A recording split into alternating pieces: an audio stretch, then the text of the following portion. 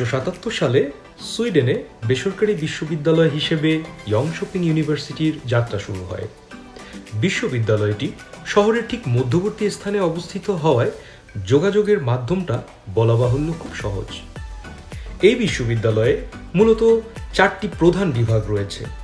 বিভাগগুলো হচ্ছে business administration, engineering, health and welfare এবং education and communication, যার মধ্যে বিজনেস অ্যাডমিনিস্ট্রেশন বিভাগটি সবচেয়ে এগিয়ে। একটি ব্যাপার না বললেই নয় যে বিজনেস অ্যাডমিনিস্ট্রেশন বিভাগটি এগিয়ে থাকার পেছনে অন্যতম প্রধান কারণ হলো এটি ডাবল অ্যাক্রিডিয়েটেড।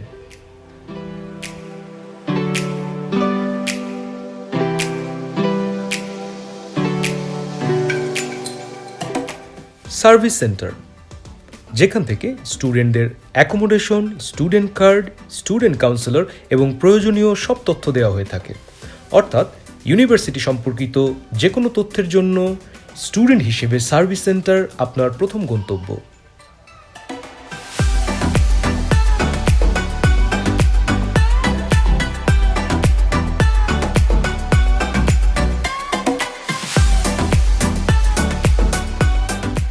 এটি হলো ইয়ংশপিং ইন্টারন্যাশনাল বিজনেস স্কুল, সংক্ষেপে ইংলিশে যাকে জিপস এবং সুইডিশে ইপস বলা হয়ে থাকে।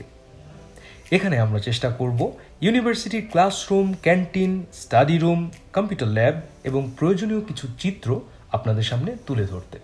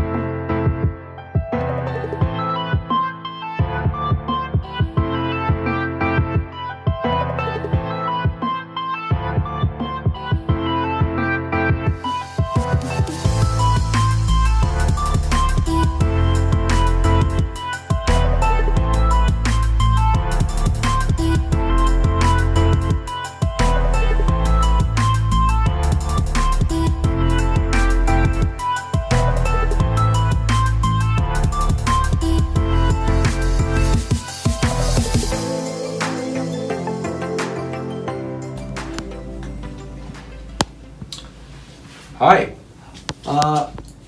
আমার নাম অনুপ। আমি চিটাগনিয়ান, বাংলাদেশি। জন্ম, বেড়ে ওঠা সবকিছুই চিটংয়ে, পড়ালেখা চট্টগ্রামে, কলেজিয়েট স্কুলে পড়েছি। তারপর চট্টগ্রাম বিশ্ববিদ্যালয় থেকে বিবিএ MBA করেছি মার্কেটিংয়ে। এখানে ইয়ংশপিং আছে গত 3 বছর ধরে। আমি এখানে এসেছিলাম মাস্টার্স স্টুডেন্ট হিসেবে সুইডিশ ইনস্টিটিউটের একটা স্কলারশিপ নিয়ে। পরবর্তীতে পড়ার সময় আমি এই সুইডিশ এডুকেশনাল সিস্টেম প্লাস আমার টপিকের একটা কাইন্ড অফ প্রেমে পড়ে যায় এবং ভাবি what about continuing this thing. So আমার মাস্টার্স শেষ করার সময় আমি এখানে দেখি কিছু PhD পজিশন ওপেন হচ্ছিল এবং এটা দেখেই মোটামুটি বেশ ইন্সপায়ার্ড হয়ে আমার সুপারভাইজারও আমাকে বেশ অনুপ্রেরণা দেন। সো এখন আমি কাজ করছি ইয়ংশপিং ইউনিভার্সিটিতে। পিএইচডি স্টুডেন্ট হিসেবে বিজনেস অ্যাডমিনিস্ট্রেশন ফ্যাকাল্টিতে। আমার কনসেন্ট্রেশন হচ্ছে family business and corporate governance. এখানে আমি অ্যাফিলিয়েটেড হচ্ছি আমাদের ইয়ংশপিং ইউনিভার্সিটির one of the most reputed research centres সারা ওয়ার্ল্ডে, সিফিও, যার ফুল এলাবোরেশন হচ্ছে centre for family enterprise and ownership. এবং আমি এখানে কাজ করছি গত প্রায় 1 বছর কিছুদিন ধরে। সো অনেকে আমাকে জিজ্ঞেস করেন আমি কেন সুইডেনে, কেন জিপসে। এটা আমার খুব হয়তোবা কমন প্রশ্নগুলোর একটি আমার ফ্রেন্ডদের এবং ফ্যামিলি মেম্বারদের থেকে। কারণ আমার মনে হয় সুইডেন নিয়ে বলতে গেলে বা নর্ডিক কান্ট্রিগুলো নিয়ে বলতে গেলে আমরা উইন্টার, কোল্ডনেস, ডার্ক এসব জিনিসগুলো আসে। বাট আমি ইয়ংশপিং ইউনিভার্সিটির পার্সপেক্টিভ থেকে বলতে পারি কী কারণে আমি এখানে আছি বা কী কারণে আপনারা হয়তো এখানে আসবেন। তার প্রধানতম হয়তো একটা কারণ হচ্ছে আপনার একটা independence for study, also at the same time to see a very collaborative and international field here. এখানে ইয়ংশপিং ইউনিভার্সিটি এই মুহূর্তে আমাদের প্রায় 75টা দেশের ছেলে মেয়ে পড়ালেখা করছে এবং আমাদের ফ্যাকাল্টি লেভেলেও আমরা এটা দেখি, এরকম একটা রিফ্লেকশন। সবাই মোটামুটি বেশ ইন্টারন্যাশনাল ব্যাকগ্রাউন্ড থেকে। এখানে একটা বেশ ভালো জেন্ডার ইকুয়ালিটি আছে বোথ ইন্টারন্যাশনাল স্টুডেন্টস এবং ফ্যাকাল্টি লেভেলে। আর এছাড়াও আমরা যেটা দেখি এখানে যে level of research work and the hours we are spending for the development of our students, which is really recommendable.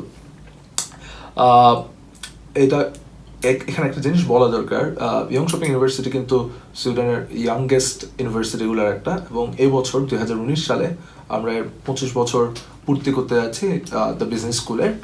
So আপনি যদি ইন্টারেস্টেড হয়ে থাকেন ইয়ংশপিং ইউনিভার্সিটিতে পড়ার জন্য, I would say it's one of the best places that you can think of. এটা double accredited by two of the largest accreditation institute দ্বারা, এবং এখানে পড়ার জন্য বিভিন্ন স্কলারশিপ আছে যা আপনারা এর ওয়েবসাইটে দেখতে পারেন। আমিও নিজে এসেছিলাম এখানে একটা স্কলারশিপ নিয়ে সুইডিশ ইনস্টিটিউটের, যেটা আমি বলছিলাম শুরুতে।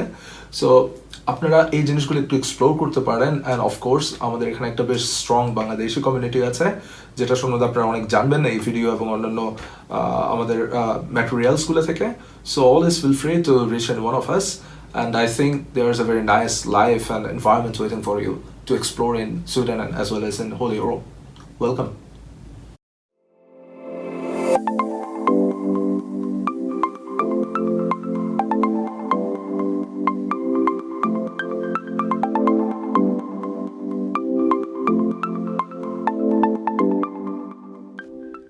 দৃশ্যের ডান পাশে স্টুডেন্ট হাউস লেখা বিল্ডিংটি হলো স্টুডেন্ট ইউনিয়নের, যেখানে তাদের নিজস্ব অফিস সহ রয়েছে ক্যাফেটেরিয়া, যার নাম রিও। এখানে একটি কথা বলে রাখা আবশ্যক যে সুইডেনে স্টুডেন্ট রাইটস অনেক বেশি প্রাধান্য পায়, যার পুরোটাই স্টুডেন্ট ইউনিয়ন দ্বারা নিয়ন্ত্রিত।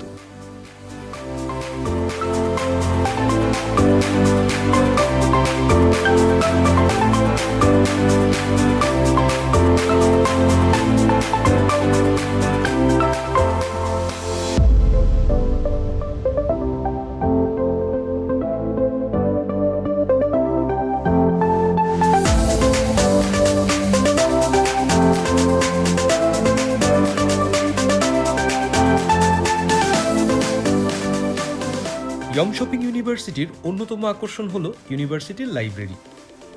আপনি চাইলেই পড়ার সাথে ল্যাবের কাজও করতে পারেন এখানে। লাইব্রেরি থেকে আপনি অনলাইনে অনেক বই, জার্নাল, রিসার্চ পেপার পড়তে পারবেন, যা আপনাকে বাইরে থেকে পড়তে হলে কিনতে হতো। ইয়ংশপিং ইউনিভার্সিটির লাইব্রেরিতে আপনি আপনার পছন্দের মতো পরিবেশে পড়াশোনা করতে পারেন, যা সত্যিই অসাধারণ।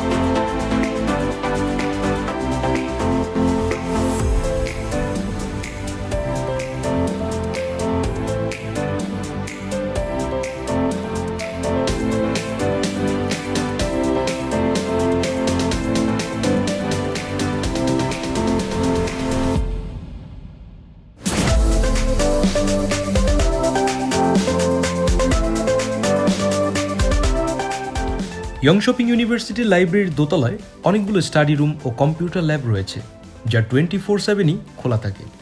জেইউ অ্যাপের দ্বারা বুকিং দিয়ে আগে থেকেই সব ঠিক করে রাখতে পারেন। এছাড়াও এখানে রয়েছে প্রেয়ার রুম, যেখানে আপনি আপনার রিলিজিয়ন প্র্যাকটিস করতে পারেন।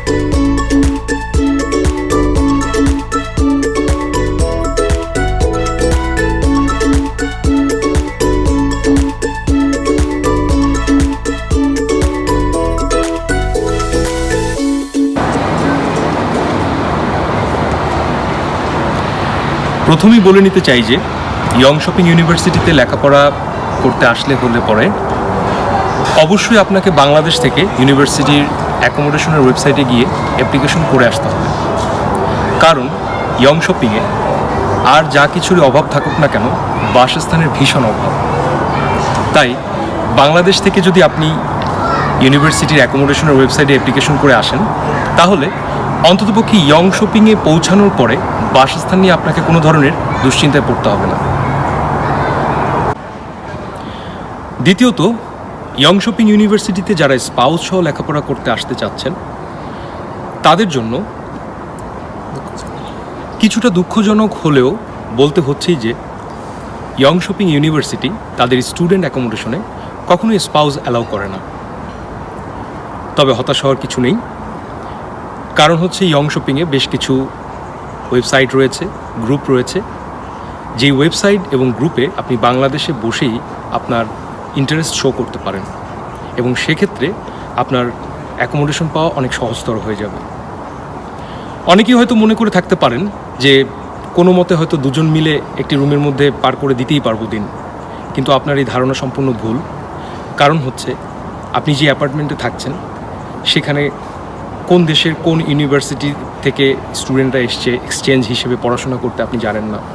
সো তাদের যে কোনো মুহূর্তে ডিস্টার্ব হতেই পারে এবং তারা কমপ্লেন করতেই পারে, এবং সেক্ষেত্রে ইউনিভার্সিটি আপনার অ্যাকোমোডেশন ক্যান্সেল করে দিতে পারে, এবং যেই কোম্পানি স্টুডেন্ট অ্যাকোমোডেশন নিয়ন্ত্রণ করছে তারা আপনাকে সুইডেনে সারা জীবনের জন্য অ্যাকোমোডেশন দেওয়া থেকে বিরত রাখতে পারেন।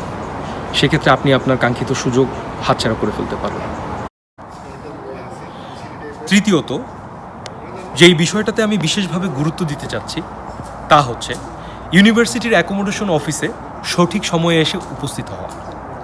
আর তা যদি না হয়, অ্যাকোমোডেশন অফিস যদি বন্ধ হয়ে যায়, তাহলে আপনাকে পোহাতে হতে পারে ভীষণ দুর্ভোগ। সেক্ষেত্রে হয়তোবা অনেক এক্সপেন্সিভ হোটেলেও আপনাকে থাকতে হতে পারে। তাই আমি বলতে চাই, বাংলাদেশ থেকেই আপনি কখন ইউনিভার্সিটির অ্যাকোমোডেশনে অফিসে এসে উপস্থিত হবেন সেই বিষয়ে অ্যাকোমোডেশন অফিসারদের সাথে ফোনে অথবা ইমেইলের মাধ্যমে যোগাযোগ করে আপনি আপনার বিমান এবং বাসের টিকিটটি কনফার্ম করে নিলে আপনার জন্য অবশ্যই ভালো হবে।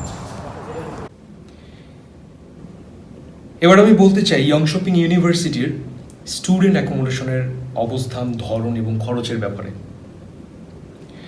আমি আপনাদের সামনে এখন যেই স্থানটিতে দাঁড়িয়ে আছি, এটি হচ্ছে ইয়ংশপিং ইউনিভার্সিটির সবচেয়ে জনপ্রিয় এবং ব্যস্তময় স্টুডেন্ট অ্যাকোমোডেশন। এই স্টুডেন্ট অ্যাকোমোডেশনটির নাম হচ্ছে রসলাত স্টুডেন্ট অ্যাকোমোডেশন।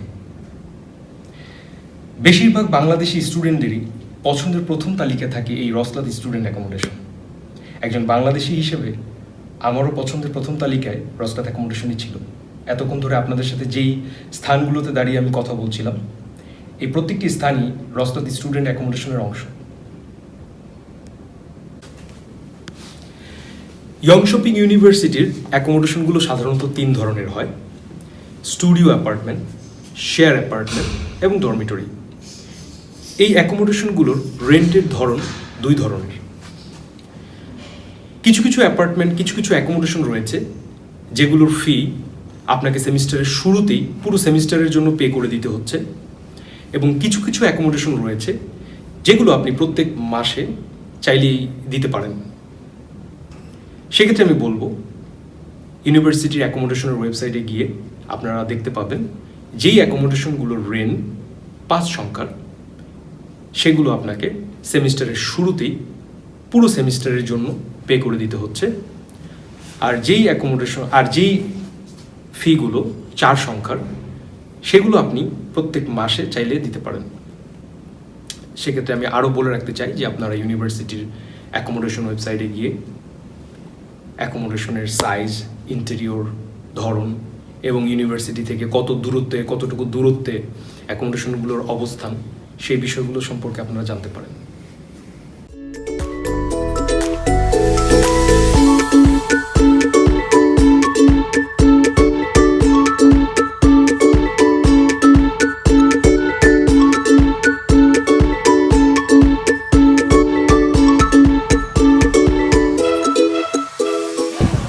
তো এই ছিল আজকের আমাদের অ্যাকোমোডেশন এবং ইউনিভার্সিটি সম্পর্কিত তথ্য নিয়ে সাজানো পর্ব। আশা করি আপনারা এখান থেকে অনেক কিছু তথ্য পেয়েছেন যা আপনাদের অনেক কাজে লাগবে আসার জন্য। আর আমাদের সাথে এতক্ষণ থাকার জন্য অনেক ধন্যবাদ।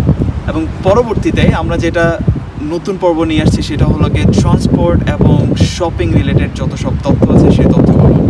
এবং আমাদের ভিডিওটি যদি সত্যি আপনাদের অনেক ভালো লেগে থাকে তাহলে লাইক, সাবস্ক্রাইব এবং শেয়ার দিয়ে আমাদের সাথে থাকুন। ধন্যবাদ।